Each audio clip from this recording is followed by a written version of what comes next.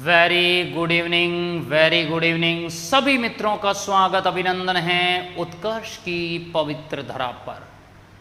Very good evening सभी friend, आ जाइए। तारों की टिमटिमाहट, हीरे की चमक, तारों की टिमटिमाहट, हीरे की चमक, इंजन की गर्जना, फोटोन का करिश्मा, न्यूट्रॉन की बौछार, हीलियम पर प्रहार, मिलकर करते हैं आप सभी का आदर और सत्कार, आदर और सत्कार।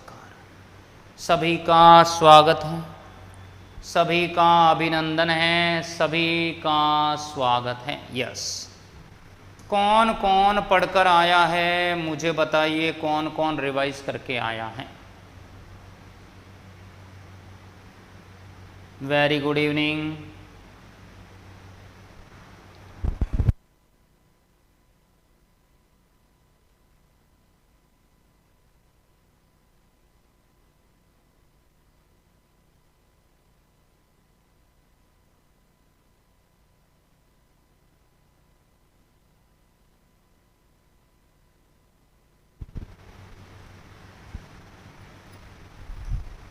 बिल्कुल, मैं नया चैप्टर आज शुरू नहीं करूंगा। आज कुछ मैं क्वेश्चन करवाऊंगा और क्वेश्चन किए बिना अमित जी नहीं हो पाएगा। रिकॉर्डिंग वीडियो भली डलवा दो, उससे आनंद नहीं आएगा आपको।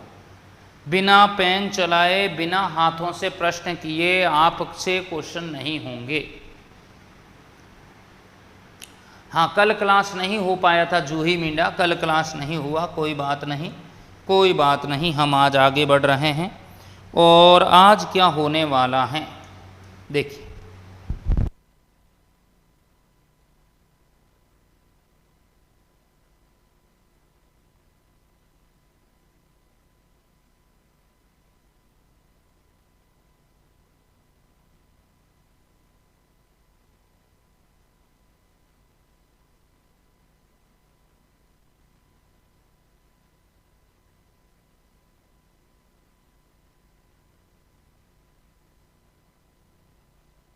चलो मैं आगे, पिछले वीडियो देखने ही पड़ेंगे कालू जी, अन्यथा समझ में नहीं आएगा।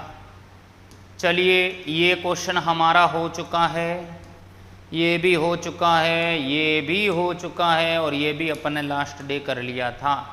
आज ये तो हो जाएगा, कोई दिक्कत नहीं है। 3.5 में आ जाता हूँ उदाहरण नंबर 3.6 के अंदर।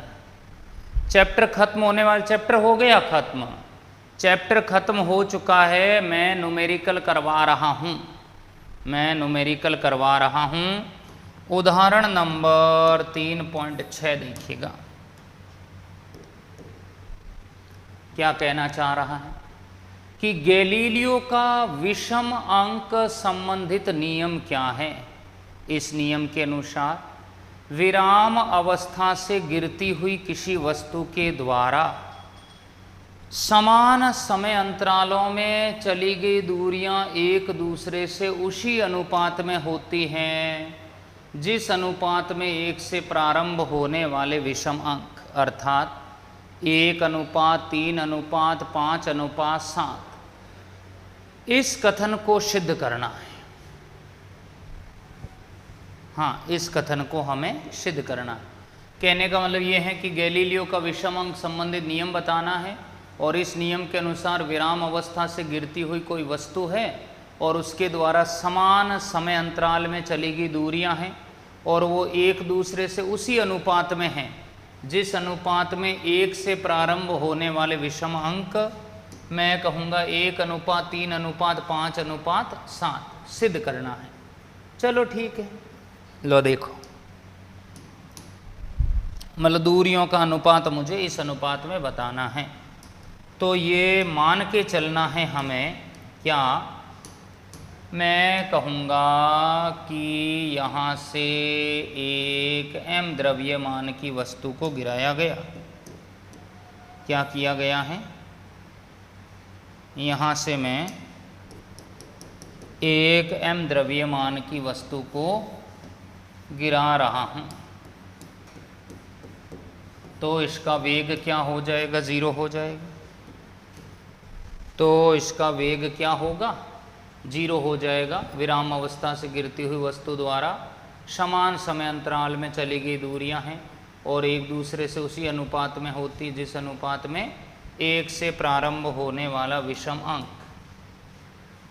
तो देखो, अगर मैं कहूँगा प्रारंभिक वेग 0 है, यहाँ से वस्तु को नीचे गिराया गया है, तो आपको ये कहना चाह रहा है कि भिन्न भिन्न समय अंतराल में वस्तु ने जो दूरियां तय की ना, उन दूरियों का अनुपात विषम अनुपात है, 1, 3, 5, 7 ऐसे।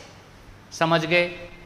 तो इस तरह से आपको ध्यान रखना है कि विषम अंक संबंधित नियम ये हैं, विराम अवस्था से गिराया किसी वस्तु के द्वारा, समान समय अंतराल में चली गई दूरियां उसी अनुपात में है जिस अनुपात के अंदर 1 से प्रारंभ होने वाला विषम अंक है।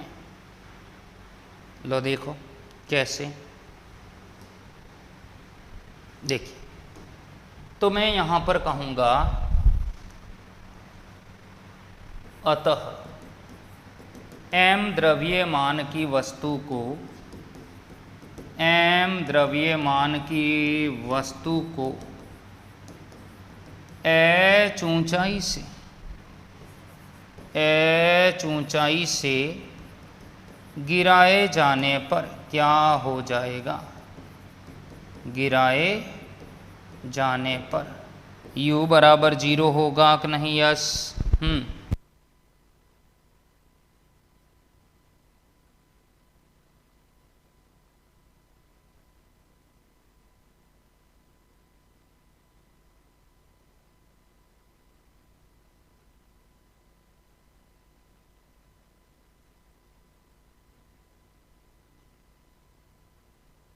नहीं आया?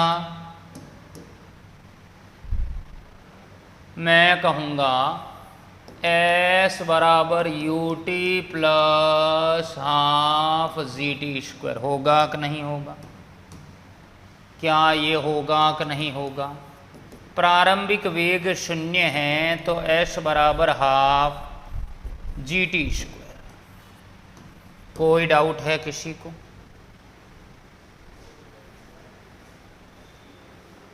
क्या यहाँ तक क्लियर हैं? ओके। अब आप क्या करो, भिन्न भिन्न समय अंतराल लेवो और दूरियां लाओ, और उन दूरियों का अनुपात का जो अंतर है वो 1, 3, 5, 7 आना चाहिए। देखो कैसे, u0 कैसे हरदयाल जी क्वेश्चन में दिया हुआ है, विराम अवस्था से गिराया गया है तो u0 है, इसलिए मैं कहूँगा केस नंबर 1, छम्मा छम्मा हे छम्मा छम्मा, मैं कहूँगा जब t बराबर, या मैं कहूँगा t बराबर 0 सेकंड पर, t बराबर 0 सेकंड पर s0 क्या होगा? s0, यहाँ t 0 रखो, s0 हो जाएगा हाफ g0 का स्क्वायर बराबर क्या आएगा? s0 का मतलब है 0 मीटर, s0 का मतलब है 0 मीटर। क्या ये पहला पॉइंट समझ में आया? क्या ये पहला पॉइंट समझ में आया कि नहीं आया? बताइए, क्या ये पहला पॉइंट समझ में आया कि नहीं? बताएं मुझे।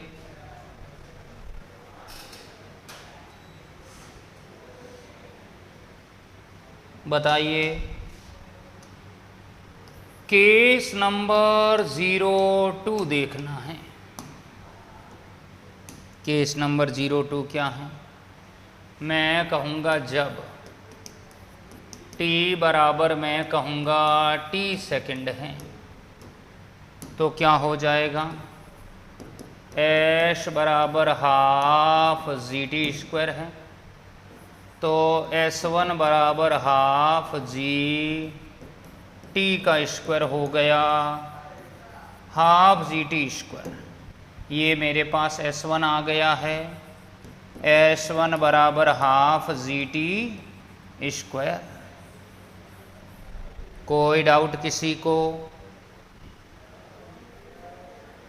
क्या ये नहीं आया?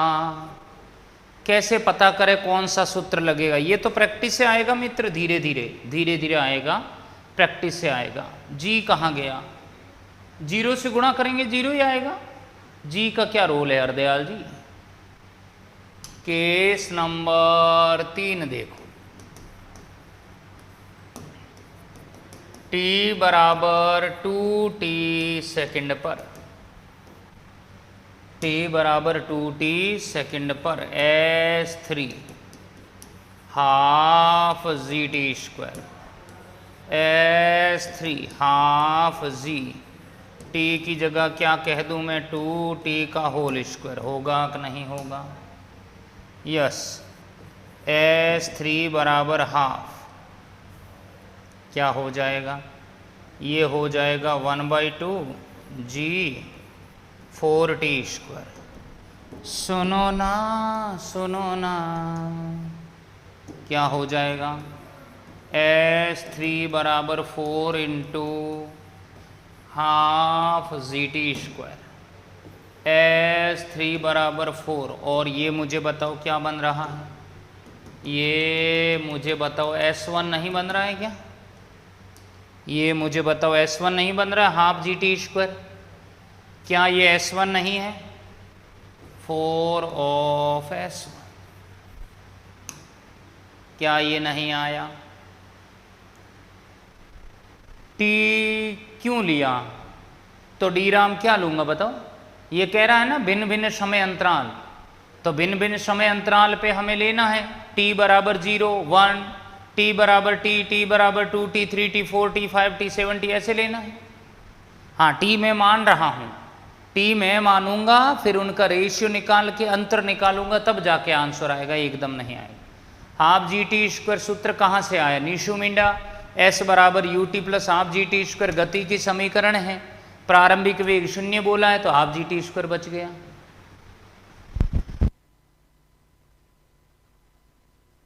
हाँ, अनूप पिंडा ले सकते हैं, 1 2 3 भी ले सकते हैं। सर ये क्या सूत्र है, बिल्कुल विवेक जी ये सूत्र है।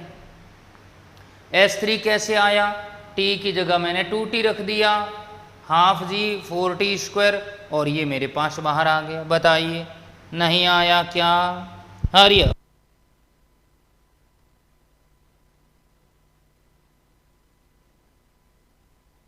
क्या अभी भी नहीं आया?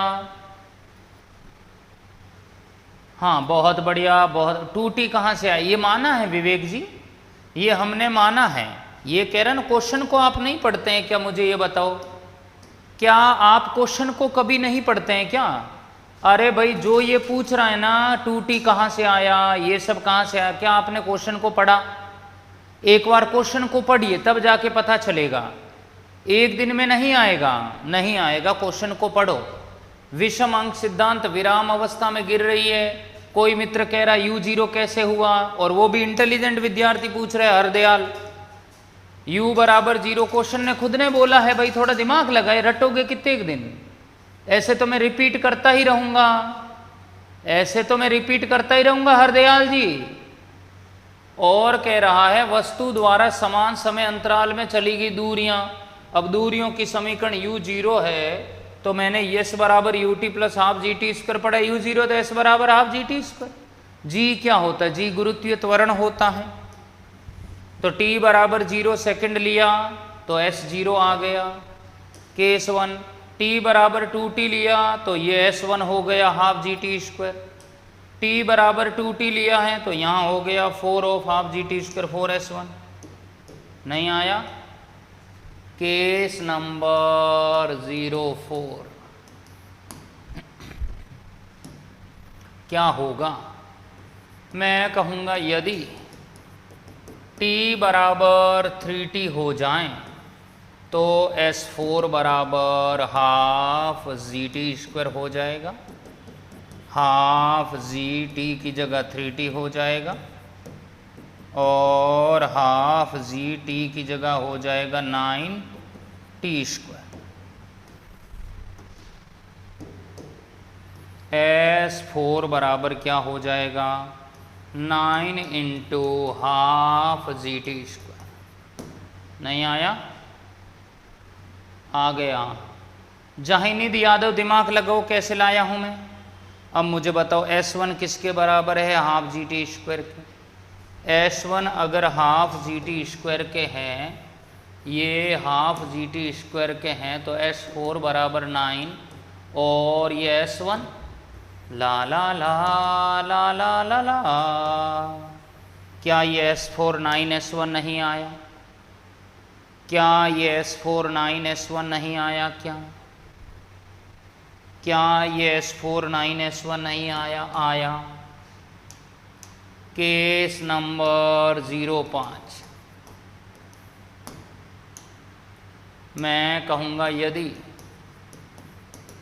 t बराबर 4t हो जाए, t बराबर 4t हो जाए तो S5 बराबर हो जाएगा हाफ GT²,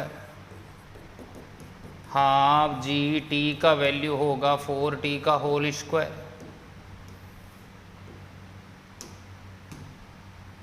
S5 बराबर हो गया ये कितना 16 और हाफ GT² कितना हो जाएगा S5 बराबर 16 ऑफ S1।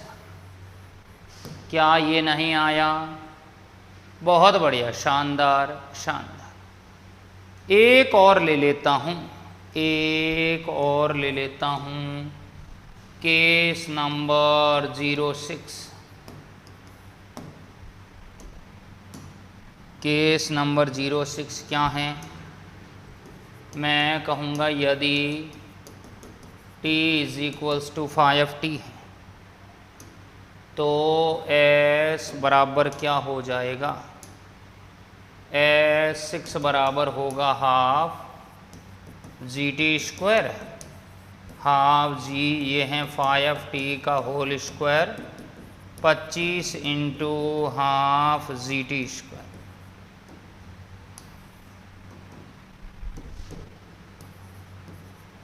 S6 बराबर हो जाएगा 25 S1। सभी को क्लियर है कि नहीं है? बहुत बढ़िया बहुत बढ़िया बहुत बढ़िया, शानदार। अब जरा सुनिए, अब आप एक टेबल बनाओ।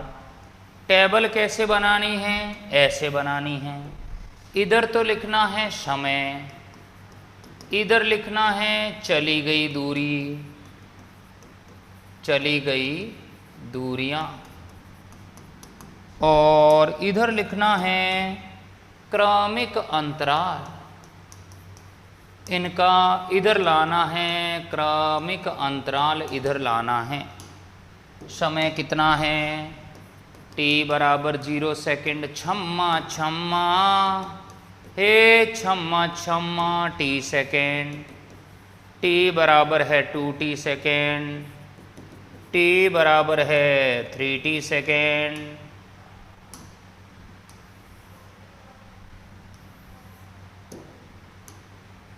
और t बराबर है 4t सेकेंड।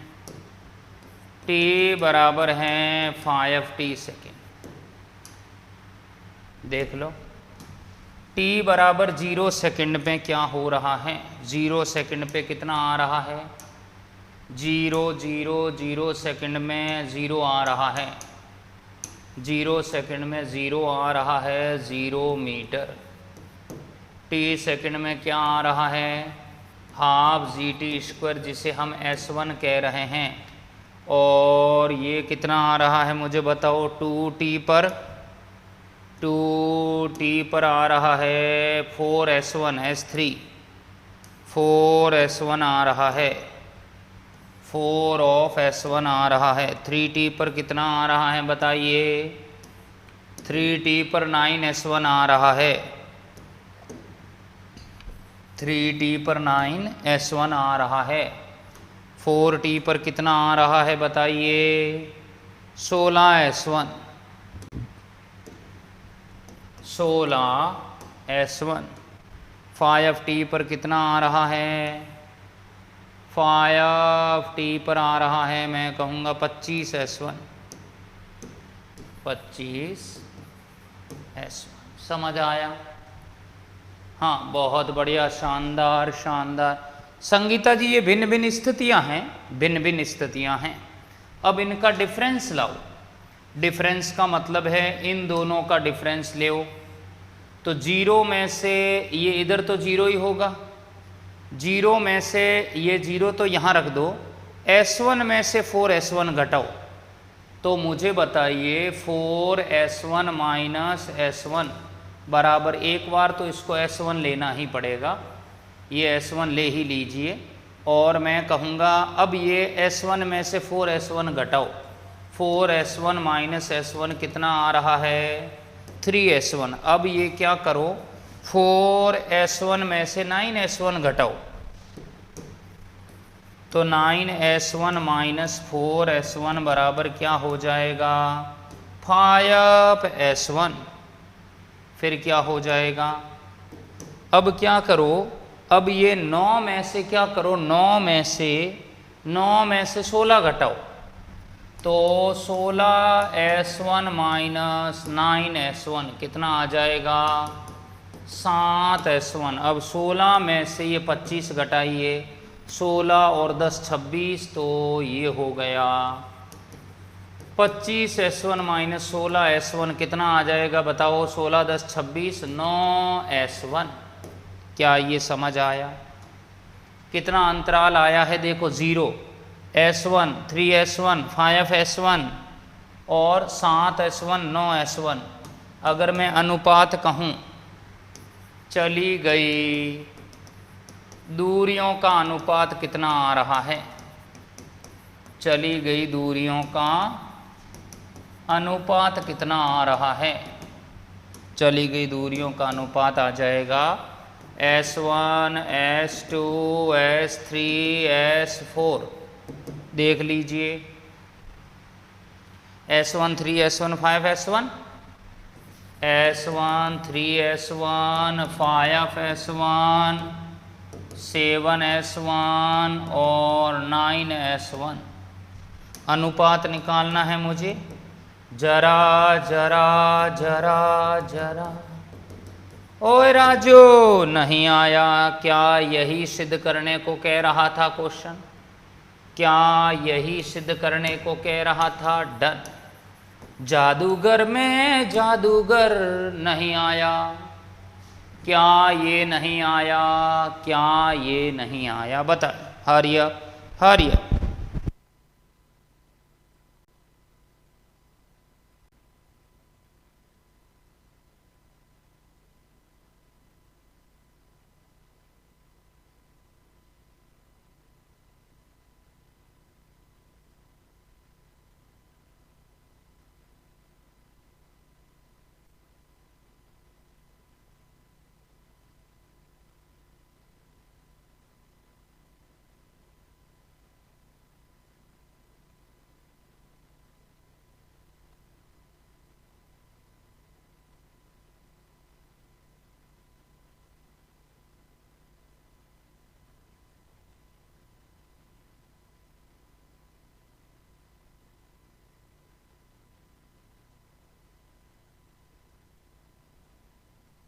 क्या मैं आगे चलूं?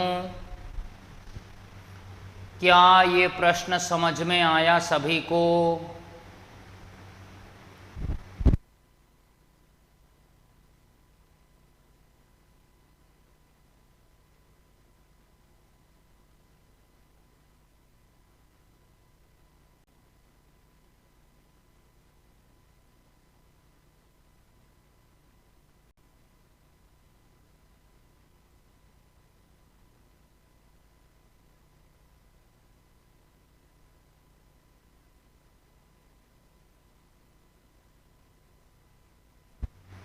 चलिए, सभी को क्लियर हो गया है भाई, बहुत बढ़िया, सभी को क्लियर हो गया है। अब जो पहली बार पढ़ रहा है ना, उसको थोड़ी सी दिक्कत आएगी। सभी को क्लियर हो गया है, ज़बरदस्त, क्रिस्टल क्लियर, एकदम शानदार, समझ में आ गया भाई, बहुत बढ़िया, शानदार। चलिए अब आ जाओ अगले उदाहरण में।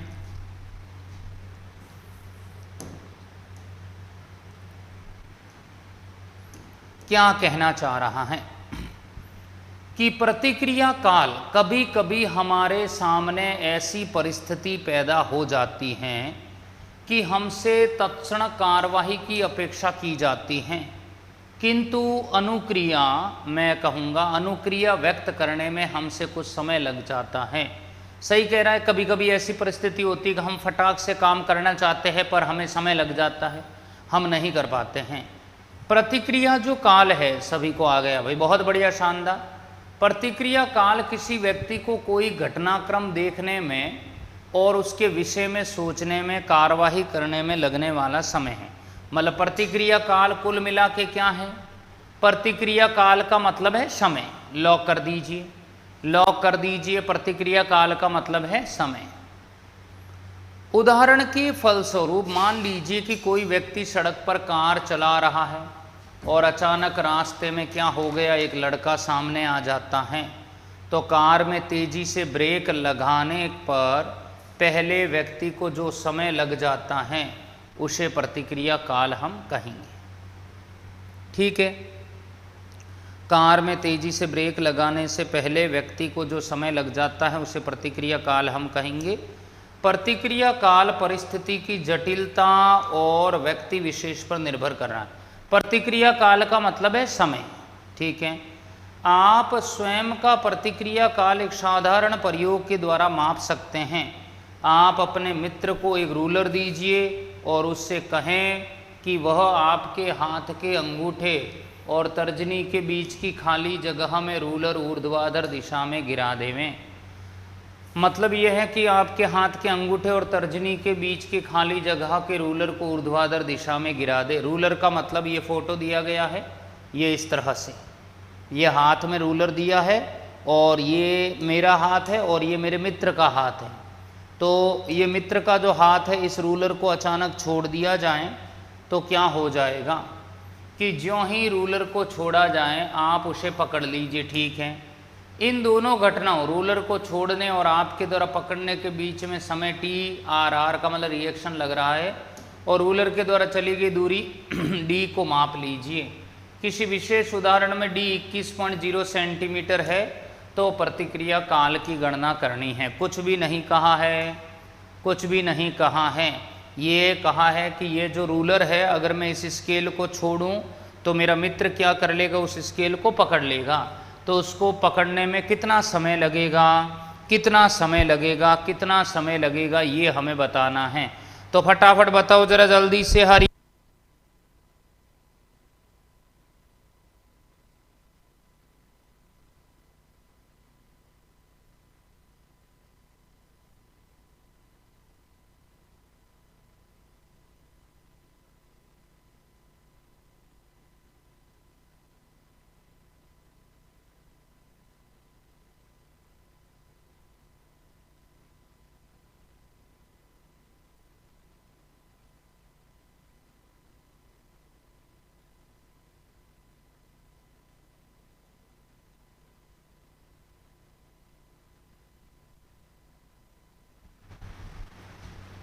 क्या लग रहा है,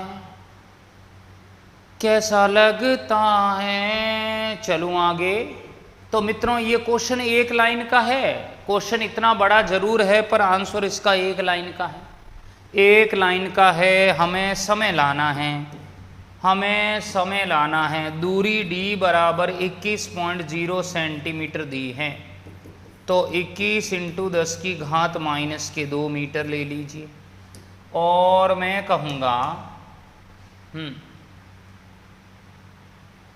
और कुछ दिया हुआ है क्या? और नहीं दिया गया है। यस, ज्यों ही रूलर को छोड़ा जाए उसे पकड़ लीजिए। तो रूलर के द्वारा प्रतिक्रिया काल की गणना हमें करनी है। ठीक है, तो मुझे ये बताइए, चूंकि एस बराबर होता है UT प्लस हाफ GT², चूंकि रूलर को विराम अवस्था से छोड़ा गया है, रूलर को विराम अवस्था से छोड़े जाने पर, विराम अवस्था से छोड़ दिए जाने पर क्या हो जाएगा? एश बराबर हो जाएगा 0 प्लस का हाफ GT²। एश बराबर होगा हाफ GT²। मुझे एश बराबर हाफ GT² में T लाना है तो 2S/G बराबर T² हो जाएगा। समझ आया? मैं कहूँगा t बराबर है अंडर रूट में 2s/g।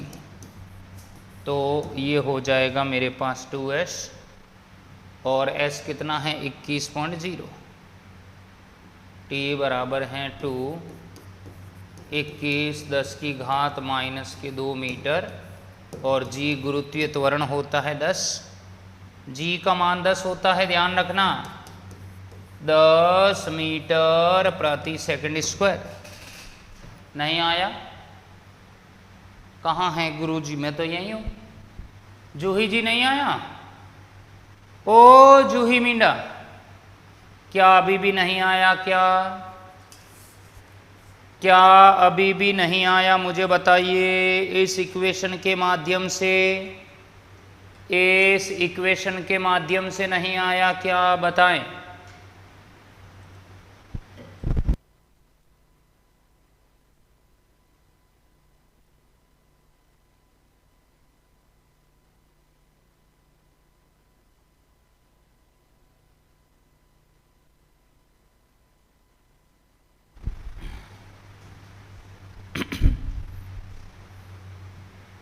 क्या ये नहीं आया?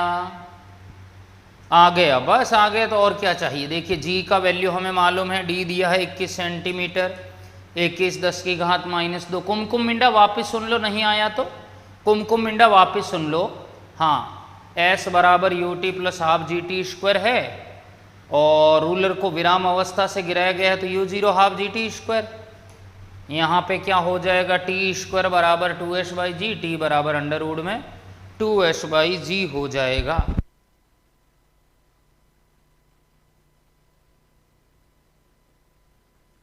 s बराबर 21 कैसे दिया हुआ है ना क्वेश्चन में? अनामिका क्वेश्चन पढ़ो ना ढंग से, दूरी दी गई है, क्वेश्चन भी तो पढ़ना सीखो। ये 21 दूना कितना हो गया? 42 10 की घात -2 बट्टे में कितना आ रहा है? 10। कितना आ रहा है? ये आ रहा है 42 10 की घात -2 बट्टे में 10 आ रहा है। t बराबर क्या हो जाएगा? t बराबर हो जाएगा 21 दूना 42 10 की घात -2। तो मुझे बताइए, अभी यूं तो इसका वर्गमूल ले नहीं पाएंगे अपन, तो 42 में 4 10 का भाग दे दूं, ये आ गया 4.2 10 की घात -2। अब 4 का वर्गमूल कितना है? 2। तो 2 पॉइंट में समथिंग या 2.1 ले लेता हूँ, 10 की घात -1 आएगा वर्गमूल के बाहर और ये 2.1 बट्टे में 10, तो 2 बट्टे में कितना आ रहा है? 100। 2 बट्टे में कितना आ रहा है? 100। 2 पॉइंट हटाया 100 आ गया, तो 0.02 सेकेंड आंसर। कौन है जिसको नहीं आया? 2s/g कैसे आया? संगीता जी, आप t में रूट लगाओगे ना, t² बराबर 2s/g, s बराबर ut प्लस हाफ GT² से आया।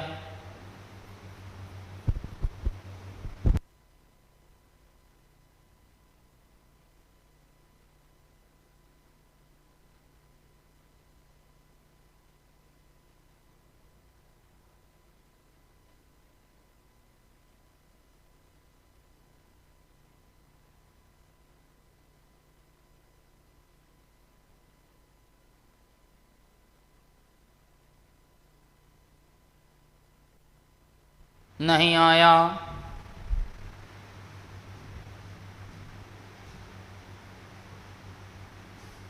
ये 10 की घात -2 सेंटीमीटर था ना, मीटर में बदला है। अरे 21 तो क्वेश्चन में दिया है भाई, क्वेश्चन में दिया है ना, क्वेश्चन में ही दिया है, और सेंटीमीटर को मीटर में बदल दिया तो पावर आ गई। 10 की घात -2 सारण जी सेंटीमीटर को मीटर में बदला है तब आया है। ये 21 सेंटीमीटर है ना, सेंटीमीटर को मीटर में बदला है। बताइए क्या ये समय नहीं आया? ओके, जरा क्या यहाँ तक क्लियर है सभी को? क्या यहाँ तक क्लियर है बताइए?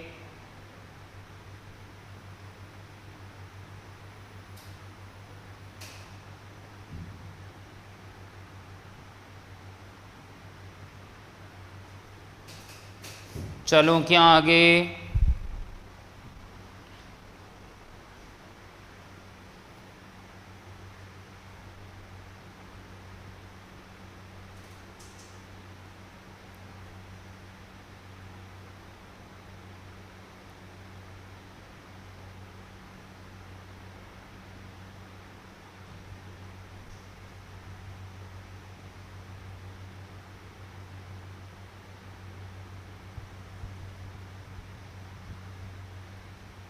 चलो आगे।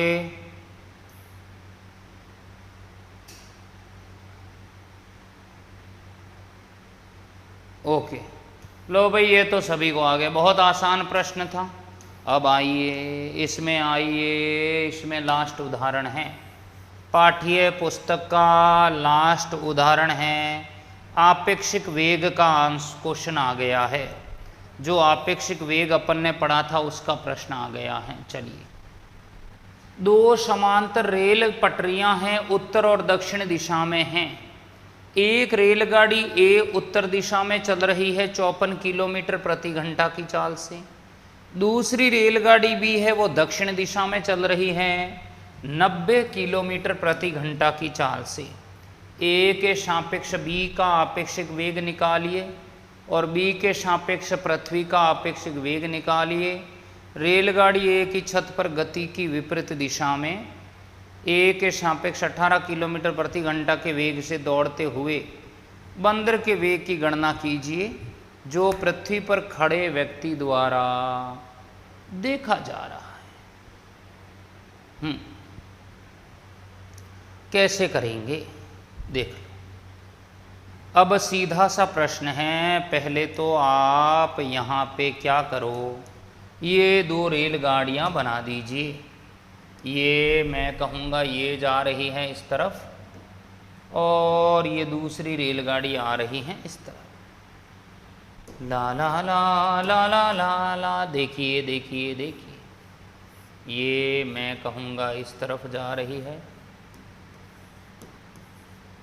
ये जा रही है नॉर्थ में वी वेग से, और ये आ रही है रेलगाड़ी। थोड़ी पटरियां हैं ये तो, दो समांतर रेल पटरियां उत्तर दक्षिण। एक रेलगाड़ी उत्तर दिशा में जा रही है, दूसरी रेलगाड़ी दक्षिण दिशा में जा रही है। इधर भी बनाना पड़ेगा, इधर भी बनाना पड़ेगा।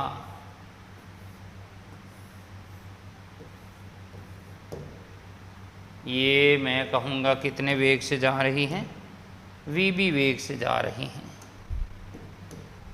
समझ गए क्या? 54 किलोमीटर प्रति घंटा और 90 किलोमीटर प्रति घंटा से चल रही हैं।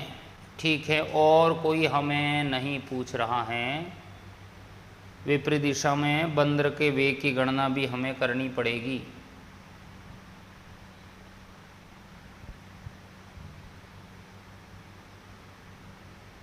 ये तो हटा दिया गया क्वेश्चन है।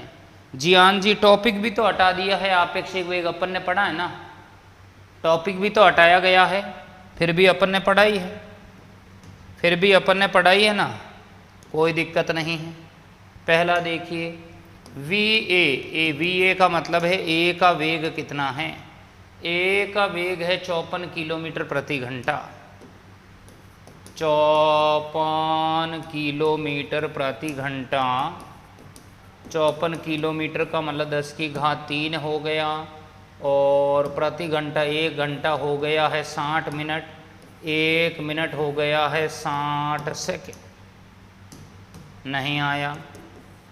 54 हो गया है 10 की घात 3, ये हो गया है 3600 किलोमीटर प्रति, किलोमीटर नहीं मीटर प्रति सेकंड। अब तो मीटर पर सेकंड में आ गया,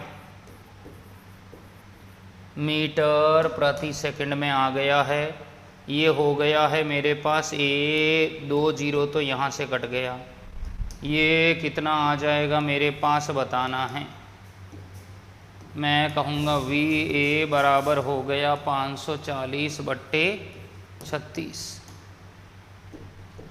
क्लियर है? तो वी ए बराबर 18 दूना 36, 18 तिया 54, 30 2, तो वी ए कितना आ रहा है 15 मीटर प्रति सेकंड। किलोमीटर प्रति घंटा को मीटर पर सेकंड में बदलना पड़ेगा, तभी इवन वैल्यू आपको मिलेगी। समझ आ गया इतना? क्या 10 की घात 3 कैसे आया? संगीता जी 1 किलोमीटर होता है 1000 मीटर, इसलिए 1000 को 10 की घात 3 लिखा है। समझ गए? अब देखिए वी बी बराबर क्या है? वी बी बराबर कितना है? 90 किलोमीटर प्रति घंटा। बरसो मारा गुदलिया बादल बरसो, 90 किलोमीटर प्रति घंटा। किलोमीटर को लिख दिया 10 की घात 3, 1 घंटा 60 मिनट, 1 मिनट 60 सेकंड।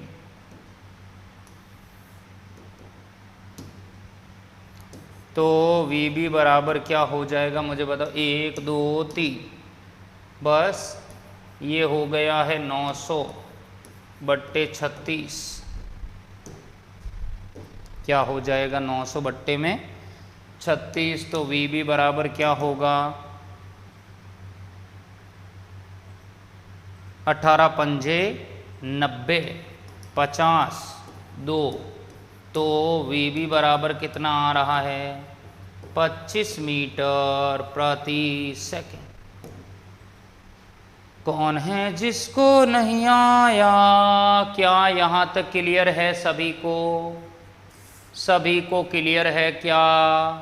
ये क्वेश्चन मित्रों जब तक आप घर जाके खुद वापस नहीं करोगे ना, कुछ भी संभव नहीं है, कुछ भी संभव नहीं होगा।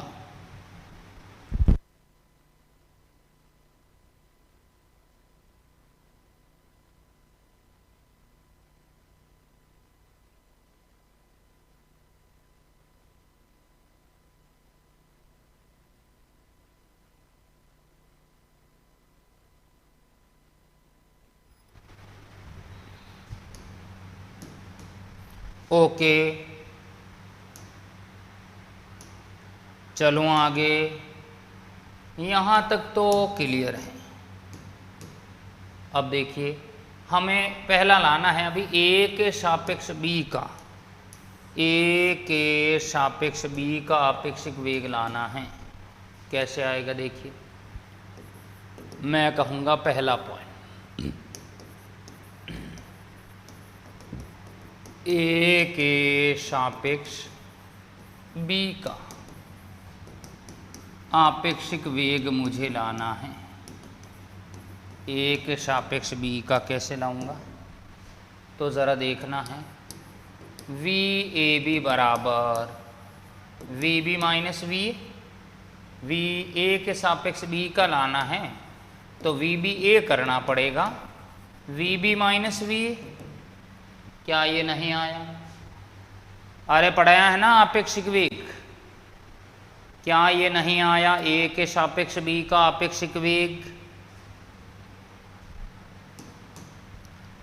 We b a, v b minus v a क्या हो जाएगा? देखिए वी बी है मेरे पास 25, वी ए है मेरे पास 15, तो मैं यहाँ पर कहूँगा 25 माइनस, अब देखो दोनों विपरीत दिशा में हैं, दोनों विपरीत दिशा में हैं, तो 25 माइनस माइनस का 15 होगा कि नहीं होगा? ऐसे नहीं, इसमें यूँ करना पड़ेगा कि 25 तो है माइनस में, 15 है ऑलरेडी माइनस में, तो 25 और 10 हो गए 35 और माइनस का 40 मीटर प्रति सेकंड होगा कि नहीं? कौन है जिसको नहीं आया? कौन है जिसको नहीं आया? हरिया फरिया।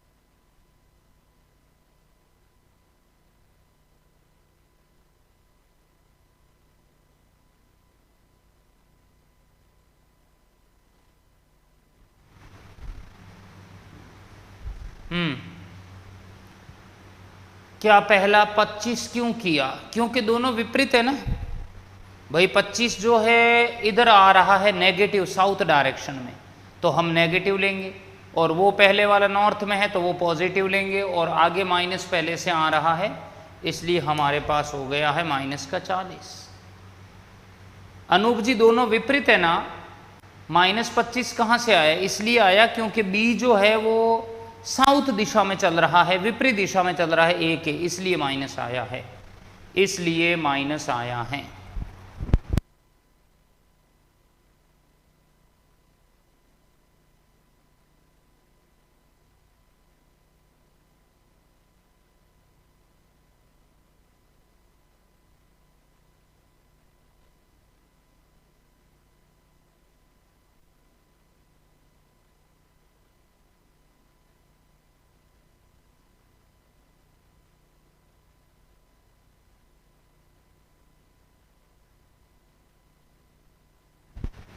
नहीं आया? क्या ये क्लियर है? बताएं मुझे। यस, पहला पॉइंट क्लियर है, ओके। अब कह रहा है कि बी के सापेक्ष पृथ्वी का आपेक्षिक वेग निकालिए। किसके सापेक्ष? बी के सापेक्ष हमें पृथ्वी का क्या निकालना है? आपेक्षिक वेग निकालना है बी के सापेक्ष। ठीक है, देख लीजिए।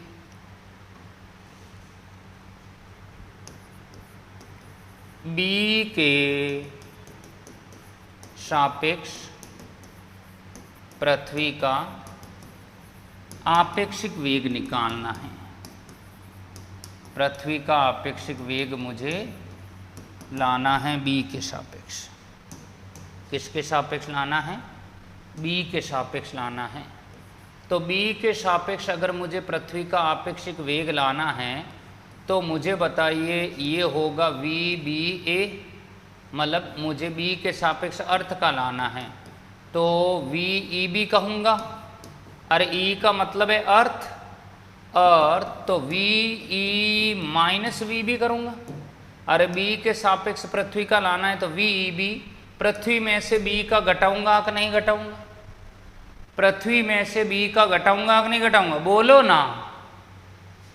कौन है जिसको नहीं आया बताइए? हरिया फरिया फरिया फरिया। नहीं आया क्या?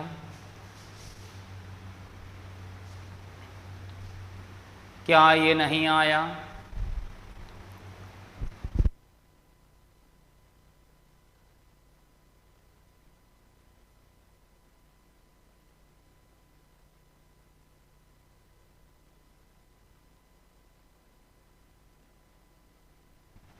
क्लियर हैं? ओके। तो वी ई बी बराबर है, क्या होगा? V minus v b, v e minus v b. V e कितना है सुनिए, वी ई की बात अगर मैं करूं, v e minus v b की अगर मैं बात करूं तो बी के सापेक्ष पृथ्वी का आपेक्षिक वेग मुझे लाना है बी के सापेक्ष। ठीक है, तो बी के सापेक्ष अगर मुझे लाना है मेरे मित्र, तो पृथ्वी तो स्थिर है, पृथ्वी तो स्थिर है ना, तो मैं कहूँगा पृथ्वी बी के सापेक्ष स्थिर है। पृथ्वी अगर बी के सापेक्ष स्थिर है, सुनो ना सुनो ना, 0 minus v b, 0 minus v b, v e b बराबर, वी ई बी बराबर हो गया माइनस वी बी। यही होने वाला है? नहीं, एक ही माइनस है, एक ही माइनस है। अगर एक ही माइनस है तो माइनस कितना आ रहा है मेरे पास? बी का कितना है बताइए? 25, तो हो जाएगा माइनस का 25 मीटर प्रति सेकंड। क्या ये नहीं आया? क्या ये नहीं आया? मुझे बताइए। माइनस का 25 मीटर प्रति सेकंड। क्या ये क्लियर है बताइए? बिल्कुल अविनाश जी है, बिल्कुल है। आ गया सभी को? अरे किसको नहीं, जूही जी को नहीं आया? हाँ हाँ, जूही जी को जब तक मैं रिपीट नहीं करूँगा 2-3 बार तब तक समस्या रहेगी। जब तक 2-3 बार रिपीट नहीं कर देते तब तक नहीं आता है। जीरो कहाँ से आया? अरे भाई बिंदु वस्तु भी गतिशील है, जो वस्तु भी है वो गतिशील है। तो पृथ्वी तो स्थिर ही है ना, पृथ्वी तो स्थिर ही है। तो अगर पृथ्वी स्थिर है तो यहाँ पे मैं कहूँगा जीरो ही रहेगा, जीरो ही रहेगा। और बी का हो गया मेरे पास 25 जो भी है, माइनस का 25 मीटर प्रति सेकंड। कौन है जिसको नहीं आया? हरी अप हरी अप हरी। हाँ, अर्थ तो घूमती है बट हमने अर्थ को, वो उसका घूर्णन इतना धीमा है कि लगभग स्थिर ही माना है अपन ने, इसलिए लिया ही नहीं है। अब आ जाओ सी पोर्शन में आ जाइए, सी पोर्शन में आ जाइए। सुन लो जरा, सी देखो, अर्थ का घूर्णन अमित जी लगभग नगण्य है। इसलिए रेलगाड़ी एक ही छत पर गति की विपरीत दिशा में, रेलगाड़ी ए के सापेक्ष 18 किलोमीटर प्रति घंटा के वेग से दौड़ते हुए उस बंदर के वेग की गणना कीजिए जो पृथ्वी पर खड़े व्यक्ति द्वारा देखा जा रहा है। देखो कैसे, रेलगाड़ी एक ही छत पर गति के विपरीत दिशा में, रेलगाड़ी ए के सापेक्ष कह रहा है 18 किलोमीटर प्रति घंटा के वेग से वो बंदर जो है दौड़ रहा है।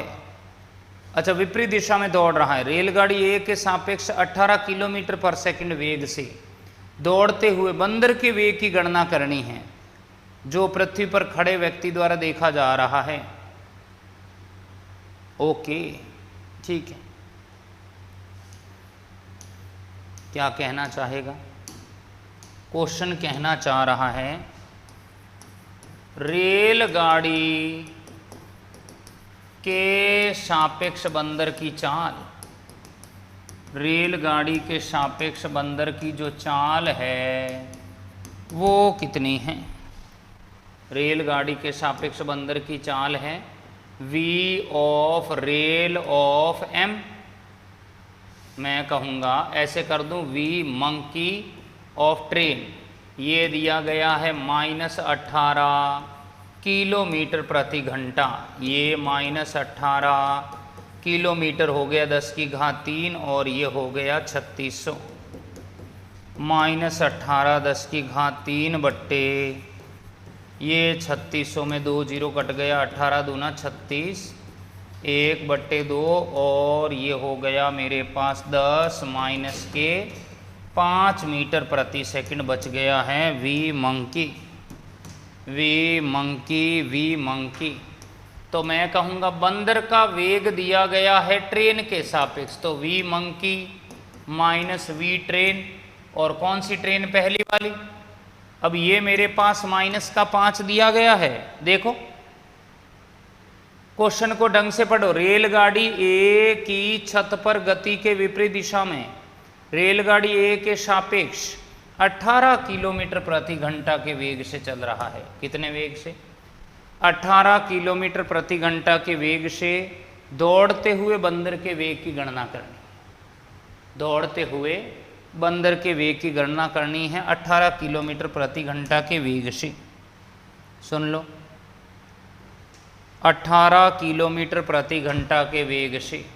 तो मैं यहाँ पर कहूँगा वी मंकी का वेग मुझे चाहिए, और वी टी ट्रेन कौन सी है? पहली ट्रेन ए है, मुझे वी मंकी चाहिए। वी मंकी हो गया माइनस के 5 प्लस वी ऑफ ए।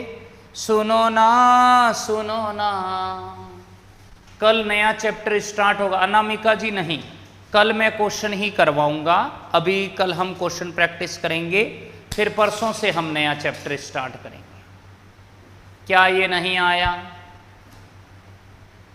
क्या ये नहीं आया? सुनिए, तो ये आपको समझ आया होगा। ये कहना ये चाह रहा है कि रेलगाड़ी ए की छत पर गति के विपरीत दिशा में है और ए के सापेक्ष है 18 किलोमीटर पर घंटा के वेग से। मतलब मंकी का और रेलगाड़ी ए का दोनों का आपेक्षिक वेग दिया है, बंदर का वेग मुझे चाहिए। अभी ले आते हैं, अभी ले आते हैं। लो देखो, तो v monkey of train a, v monkey minus v train, ये -5 आया हुआ है। वी मंकी मुझे चाहिए, मैं इसको इधर भेज रहा हूँ, मैं इसको इधर भेज रहा हूँ। -5 प्लस वी ए कितना है, v a we a we a V A कितना है, 15 है कि नहीं है? वी ए मेरे पास 15 है, -5 प्लस का 15, ये कितना हो जाएगा, प्लस का 10 मीटर पर सेकेंड। कौन है जिसको नहीं आया, क्या ये नहीं आया बताइए? Hurry up hurry up.